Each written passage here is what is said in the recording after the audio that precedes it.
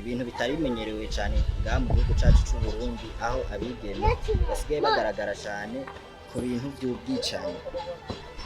Ibi ni ibintu bimwe byari bisanzwe byibonekeza, aho bamwe banyuruzwa abana, abanyamwema bakaburirwa irengero, ariko kuri uno munsi twaramutse dufata inkozi y'ikibi y'umwigeme aho yishe abagabo babiri, bigaragara ko ari amahasa.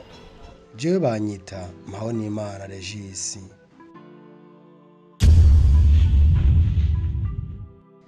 Aha mumbona ngaha ku isi ndazi benshi muragira ubwoba mukibaza amazina menshi nayo ntari, ariko je narungitswe n'Imana ngo nze gukiza abantu bamerewe nabi mu gakino k'ubuzima.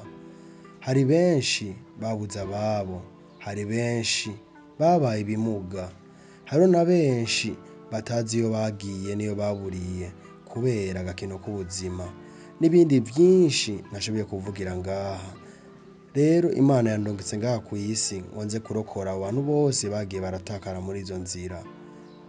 Ntimugire ubwoba, nk'uko Imana yarungitse Mose muri Egiputa ngo aje kurokora abantu, ariko Farawo yaragerageje kurwana n'Imana ayereka inguvu afise, ariko mu nyuma araneshwa.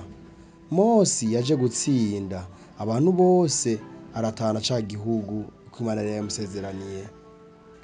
Nanje rero nje muri ino si y'agakino k'ubuzima kurokora abantu bose bagize ingorane. N'agakino k'ubuzima, n'agakino k'ubuzima, n'agakino k'ubuzima, yewe banashaka wogakina. N'agakino k'ubuzima, n'agakino k'ubuzima, n'agakino k'ubuzima, yewe banashaka wogakina.